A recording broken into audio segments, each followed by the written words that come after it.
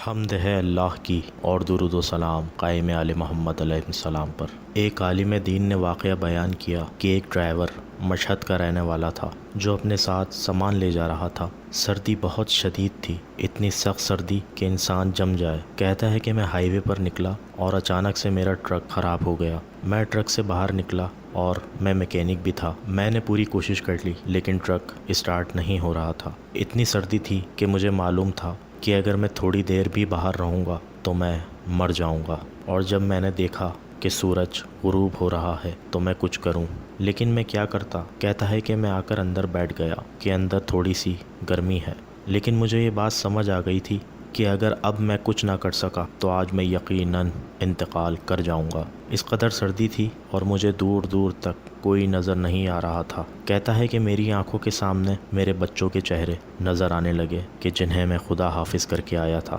اور مجھے یقین تھا کہ میں انہیں اب نہیں دیکھ سکوں گا۔ وہ شخص کہتا ہے کہ میں نماز کے معاملے میں کوتاہی کرتا تھا، کبھی یا تو میری نماز رہ جاتی تھی یا کبھی میں نہیں پڑھتا تھا۔ یہ میرے اندر ایک بہت بڑی برائی تھی، تو میں نے وہیں پر وقت کے امام کو پکارا، یا امام زمانہ میری مدد کیجیے۔ میں آپ سے وعدہ کرتا ہوں میں آج کے بعد اپنا یہ گناہ چھوڑ دوں گا اور میں نماز اول وقت پڑھوں گا۔ کہتا ہے کہ میں نے اپنی رب کی بارگاہ میں بہت کریا کیا کہ مجھے معاف کر دے اور اس مشکل وقت سے مجھے آزاد کر دے۔ تو میں نے دیکھا کہ سامنے سے ایک شخص آ رہا ہے جس کے ہاتھ میں اوزار ہے۔ میں سمجھا کہ شاید اس شخص کی گاڑی خراب ہے۔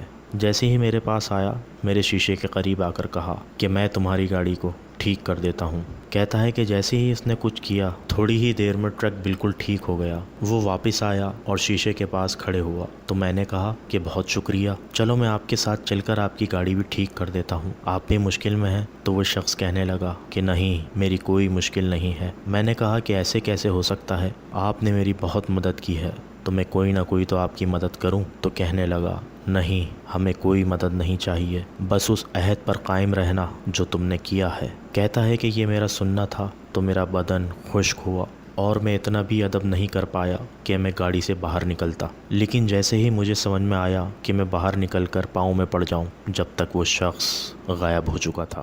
ہماری ویڈیو کو لائک کریں، ہمارے چینل نقطہ با کو سبسکرائب کریں اور بیل آئیکن پر ضرور کلک کریں تاکہ مزید ویڈیوز کے نوٹیفیکیشن آپ تک پہنچ سکیں۔